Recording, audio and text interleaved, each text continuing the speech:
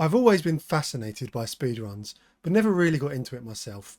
I enjoy watching YouTube videos about all of the crazy feats that the communities of these games pull off, and it never ceases to amaze me how creative and persistent the gamers are that take on these kind of challenges.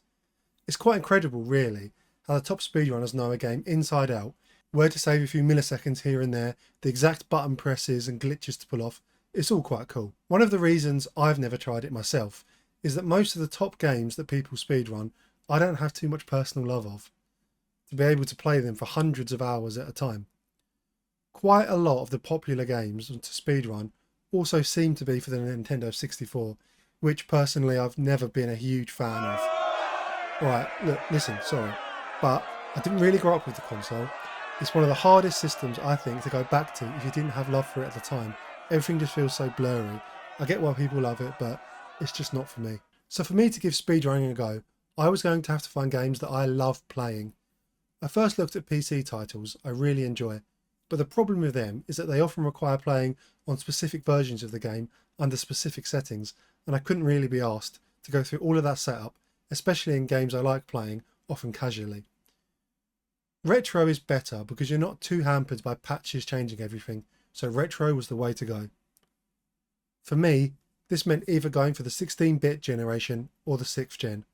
I have a lot of love for the Super Nintendo and Mega Drive, as well as the PS2 and Xbox, so it's going to be a game on one of those systems. My first place to start is a series that I will come back to all the time and never get tired of, Dead or Alive. For me, the original Xbox is the best place for those classics. Dead or Alive 2 Ultimate and Dead or Alive 3 are my favourite entries in the genre. The gameplay is as great and smooth as it ever was, with loads of unlockable content and costumes, and I just never get tired of the thumping impact that the game has when you hit something. It's just fun to play. I prefer those ones to some of the newer ones, where every costume is a microtransaction, and it just takes me back to a simpler time. Looking on speedrun.com, I found entries for both Dead or Alive 2 Ultimate and Dead or Alive 3, so that's where I began. I started by playing DOA 2 Ultimate first, and speedrun currently has a few categories for it. At first, I was nowhere near getting a good time. I was above 4 minutes most of the time. The difficulty with speedrunning fighting games is the AI, and in Dead or Alive in particular, that means counters. It doesn't matter how great the combo is, if the AI decides it's going to pull off a counter and slow you down, it will.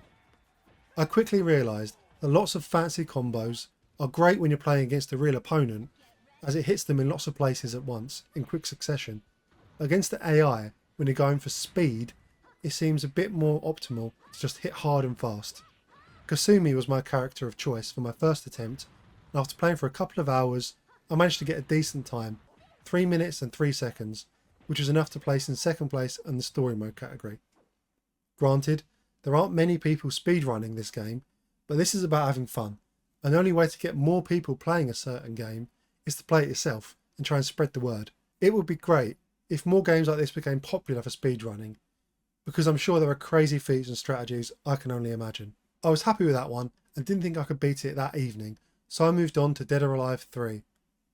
I think I'm a little bit better at DOA 2 than 3 for some reason, and I found it difficult to get any times which would have been a good ranking.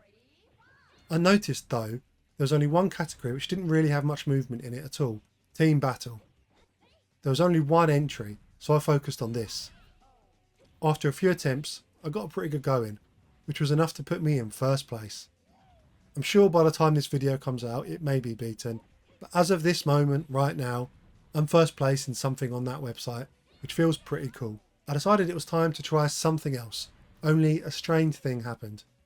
Every time I looked at another game, all I could think about was Dead or Alive.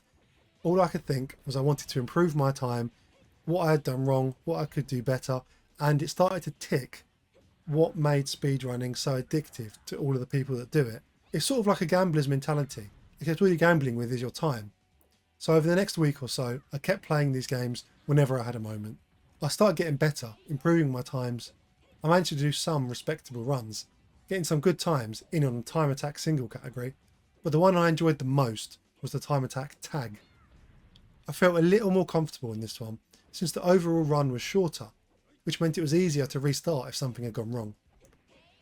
I was targeting first place in this one, and after a load of tries over a few evenings, late in the night, I eventually managed to clinch it by under a second. It was quite the rush. When you manage to do something like this, you feel like a champ. In the grand scheme of things, coming in first place on a game few people are competing in, and even then, not very often, isn't a big deal. But in that moment, when you achieve a goal that you really persevered for, it feels great. One thing I learned from this process was that it really gave me a new appreciation of these games. In these older games where there are no achievements and you've unlocked what you wanted to unlock and you can't play online or do anything like that, it can feel a bit directionless playing them. But speedrunning helped give me that direction. I was able to play the game and enjoy it as I always do, but at the same time playing towards a goal. It sort of makes the game feel alive in a way. I found it really exciting. I'm not sure if I'll become a long-term speedrunner or attempt to give other games a go. I think I'll definitely return to these two games over time though.